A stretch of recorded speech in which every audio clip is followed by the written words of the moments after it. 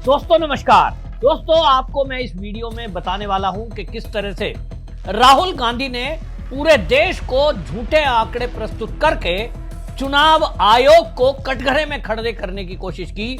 और जैसा कि बीजेपी का दावा है कि पूरे देश में अराजकता पैदा करके मोदी सरकार का तख्ता पलट करने का एक बहुत बड़ा षड्यंत्र पूरी विपक्षी पार्टियों ने यह रचा है, जिसकी अगुवाई राहुल गांधी कर रहे हैं। अब इसका खुलासा हो गया है और आपको बताएं, जहां से इस कांग्रेस ने शुरुआत की थी महाराष्ट्र, और महाराष्ट्र के चुनाव को फर्जी घोषित किया था।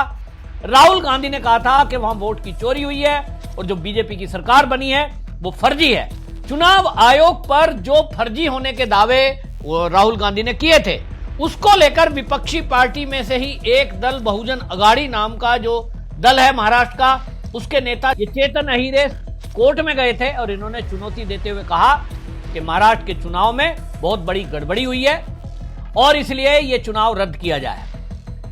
हाई कोर्ट ने उस पर सारी जांच की और तथ्यों की जांच करने के बाद बॉम्बे हाई कोर्ट का निर्णय था कि इस मामले में कोई भी फर्जीवाड़ा नहीं हुआ, चुनाव ठीक हुआ है। और क्योंकि सभी पार्टियों के बूथ के एजेंट वहां मौजूद होते हैं जब चुनाव होता है और वोटर लिस्ट पहले से दे दी जाती है चेक करने के लिए, आपके पास समय था, 45 दिन तक आप चुनौती दे सकते थे, उसमें भी कोई चुनौती नहीं दी गई।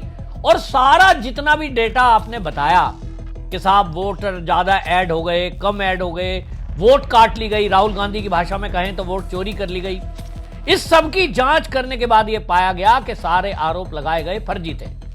तो बॉम्बे हाई कोर्ट ने फैसला दिया कि आपके आरोप झूठे हैं और ये जो चुनाव हुआ है महाराष्ट्र विधानसभा का ये बिल्कुल ठीक है।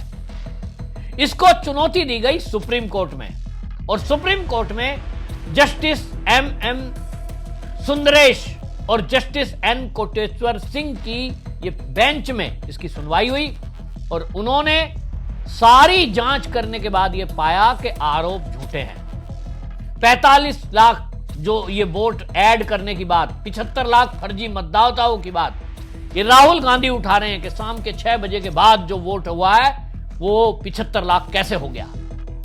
इसका हालांकि चुनाव आयोग ने भी पहले स्पष्टीकरण प्रेस कॉन्फ्रेंस करके दिया था। उन्होंने बताया कि देखिए नियम यह है कि जो भी लाइन में लगे हुए लोग हैं 6 बजे जो बूथ हैं जहां पर मतदान केंद्र बनाए जाते हैं, स्कूल होता है, कोई कॉलेज होता है, उस प्रांगण में जितने भी लोग शाम के 6 बजे तक लाइन में खड़े हो गए उन सबको वोट डलवाई जाती है। और आमतौर पे ऑफिस जाने वाले लोग, हालांकि उस दिन प्रदेश में छुट्टी होती है लेकिन बहुत सारी प्राइवेट संस्थान छुट्टी नहीं करते हैं, कुछ अपने दुकानदार, कुछ भाई मजदूरी करने वाले, ये सब के सब शाम को लौटते हैं तो ये सोचते हैं चलिए वोट डाल के आते हैं। और चुनाव आयोग इसका ख्याल रखता है और चुनाव आयोग का ये रूल सभी राज्यों के लिए है। ऐसा नहीं है कि केवल महाराष्ट्र में पहली बार हुआ है। मैं भी वोट डालने गया हूं, 6 बजे अगर आप लाइन में लगे हैं तो चुनाव आयोग का निर्देश होता है, कई बार वोट डलते डलते काउंटिंग होते होते रात के 9 तक बजे हैं, मैंने अपनी आंखों से देखा है। लेकिन राहुल गांधी को तो एक मुद्दा बनाना था, विपक्षी पार्टी को तो देश में अराजकता फैलानी थी और इसलिए फर्जी दावों के अनुसार ये सिद्ध करने की कोशिश कर रहे थे कि चुनाव आयोग से भारतीय जनता पार्टी मिल गई है और इसीलिए महाराष्ट्र का चुनाव जीते हैं। महाराष्ट्र के चुनाव को फर्जी बताने वाली विपक्षी पार्टी को सुप्रीम कोर्ट से बड़ा झटका लगा और सुप्रीम कोर्ट की खंडपीठ ने यह कह दिया कि सभी आरोप लगाए गए निराधार हैं, आपकी एप्लीकेशन जो है याचिका रद्द कर दी जाती है। रद्द कर दी गई। 95 निर्वाचन क्षेत्र के आंकड़े प्रस्तुत किए गए थे। अब इस मामले में आप ये देखिए कि किस तरह का एक क्रोनोलॉजी आप समझिए, एक बहुत बड़ा षड्यंत्र ये राहुल गांधी ने रचा था। एक डीप स्टेट नाम की एक चीज है और डीप स्टेट में आप देखते हैं जॉर्ज सोरोस पहले ही कह चुका कि मेरे पास 1000 करोड़ रुपए रखे हैं, जब चाहूंगा भारत की सरकार को गिरा दूंगा, यानी मोदी सरकार को हटाने के लिए, तख्ता पलट करने के लिए 1000 करोड़ रुपए की फंडिंग करने के लिए जॉर्ज सोरोस तैयार है।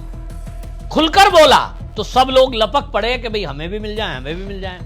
मैं किसी राजनीतिक दल के नेता या राजनीतिक दल पर आरोप नहीं लगा रहा, लेकिन जॉर्ज सोरोस ने तो खुलकर कहा है कि भाई मोदी सरकार हटाओ, 1000 करोड़ रुपया मैं दूंगा। तो बहुत सारे लोगों के मन में आया होगा कि इस काम में लगते हैं, जोर सोरस टीम से पैसे मिल जाएंगे, और इसीलिए ये विपक्षी पार्टी इस तरह के आंकड़े प्रस्तुत करती है। और सोचिए कहां से शुरुआत हुई। ये जो पूरा एक इकोसिस्टम है, इनका पूरा एक सिस्टम बनाया हुआ है कि सबसे पहले क्या होगा, कोई मुद्दा बनाना है तो उस पर पहले कोई एक संस्था आएगी, कोई एक एनजीओ आगे आएगा, और वो एनजीओ या तो कुछ सर्वे करेगा, कोई रिपोर्ट बनाएगा, और फिर रिपोर्ट बना के उसे न्यूज़पेपर में प्रकाशित कर देंगे। न्यूज चैनल वालों को सेट किया जाएगा, वो न्यूज चैनल वाले उसी मुद्दे पर प्राइम टाइम में अपनी डिबेट दिखाएंगे। फिर जब प्राइम टाइम में डिबेट चलेगी तो नेता संसद के अंदर, वो आमतौर पे होगा तब जब संसद चल रहा होगा, तो ये विपक्षी पार्टी के नेता उसी जो न्यूज़पेपर है या टीवी चैनल की डिबेट है, और वो जो आंकड़े हैं किसी संस्था के, प्राइवेट संस्था के, उनके मुद्दे पर संसद में हल्ला करेंगे।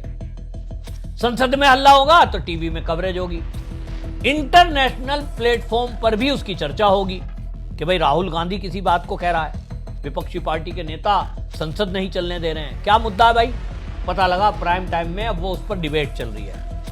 और फिर उसके बाद अगला स्टेप ये होता है कि ये विपक्षी पार्टी कुछ जनता को लेकर सड़कों पे उतरकर धरने और प्रदर्शन करते हैं। पूरा एक ट्रेंड है, पूरी एक ट्रेल है। और इसी कड़ी में महाराष्ट्र चुनाव की अगर मैं बात करूं तो आप देखिए कि एक संस्था है, और वो संस्था जो है इसमें सर्वे करती है, CSDS, वो चुनाव के सर्वे कराते हैं। संजय कुमार नाम है उसका, प्रोफेसर संजय। CSDS दिल्ली का वो डायरेक्टर है लोकनीति का। लोकनीति चुनाव के सर्वे, चुनाव के रिजल्ट, उसका एनालिसिस करती है। बहुत सारी टीवी डिबेट में आप देखते होंगे प्रोफेसर संजय कुमार के साहब ये प्रोफेसर हैं, इनके पास तो पूरा डाटा है, ये जो बात बोल रहे हो तो सही है। संजय कुमार एक डाटा जारी करते हैं और उस डाटा को अब वो डिलीट करते हुए माफी मांग रहे हैं, क्योंकि भारतीय जनता पार्टी और चुनाव आयोग को जिस तरह से बदनाम किया गया है, वोट चोरी जैसे शब्दों का इस्तेमाल किया गया है, ऐसे में झूठा डाटा प्रस्तुत करके देश को अराजकता की आग में झोंकने वाले व्यक्ति के खिलाफ तो कठोर दंडात्मक कार्रवाई होनी चाहिए। जब ये देश के अंदर मांग उठ रही है, सोशल मीडिया पर इसके खिलाफ FIR कराने की बात उठ रही है, तो ये सॉरी बोलते हुए डाटा को डिलीट कर दिया है। लेकिन अब वो डाटा तो मेरे पास भी है, जो इसने एक्स पर पोस्ट किया था, जो इसने चैनलों पे बोला है प्रोफेसर संजय ने।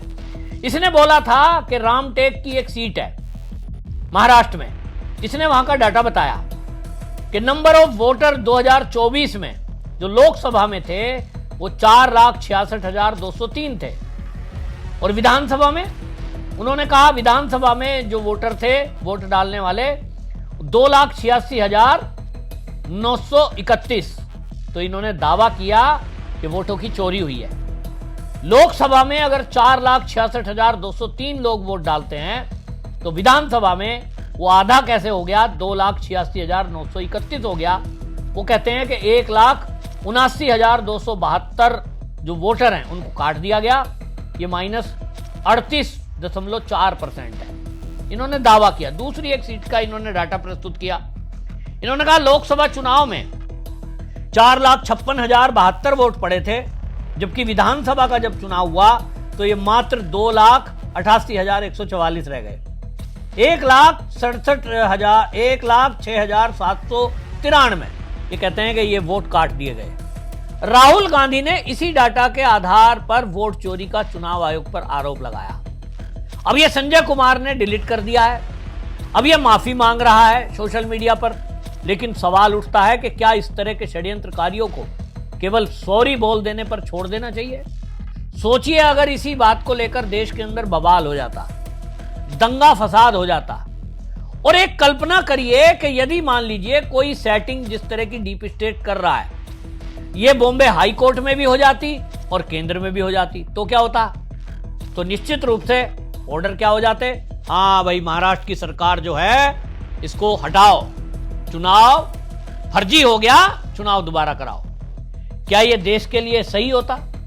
देश के अंदर जिस तरह से राहुल गांधी भीड़ जुटा रहे हैं, खास तौर पे मुस्लिम एरियो में जा रहे हैं, और उन्होंने ये 2014 के बाद से इस देश में एक एजेंडा सेट करने की कोशिश की कि मोदी सरकार केंद्र में आई है और जहां जहां बीजेपी की सरकार है वहां मुसलमान डरे हुए हैं, मुसलमानों पे अत्याचार हो रहे हैं, ये राहुल गांधी ने विदेशों में जाके बोला है। तो ये एजेंडा सेट करने की कोशिश कर रहे हैं, इस देश के मुसलमानों को भड़काने की कोशिश कर रहे हैं। राहुल गांधी को पता है कि ये जो कम्युनिटी है ये इकट्ठी रहती है, कुछ मौलवी मौलाना अगर कोई इनको दिशा निर्देश दे दें तो ये उस पर पालन कर देते हैं। तो इनको लग रहा है कि इस कम्युनिटी को भड़काकर सड़कों पे उतार के दंगा फसाद कराया जा सकता है और इसी के बेस पे मोदी को सत्ता से उखाड़ फेंका जा सकता है, यानी तख्ता पलट किया जा सकता है। बहुत भयंकर एक षड्यंत्र था जिसको सुप्रीम कोर्ट ने अब इनके एजेंडे को ध्वस्त कर दिया है। संजय कुमार ने माफी मांग ली जिसने फर्जी डाटा दिया, लेकिन अब एक सवाल है, क्या राहुल गांधी इस पर माफी मांगेंगे? वो तो कह चुके हैं मैं तो सावरकर नहीं हूं, मैं तो माफी नहीं मांगता। कई बार कोर्ट में माफी मांग भी चुके हैं। राहुल गांधी जिस तरह के षड्यंत्र कर रहा है लगातार, पूरा उनका इकोसिस्टम, पूरे कांग्रेसी वामपंथी सब जागृत है। राहुल गांधी कोई एक झूठ बोल दे उसको पूरी दुनिया में फैला देते हैं। राष्ट्र और राष्ट्र से प्रेम करना है तो आप राष्ट्रवादी हैं, सनातनी हैं, प्लीज इस वीडियो को अधिक से अधिक शेयर जरूर करें। वंदे मातरम।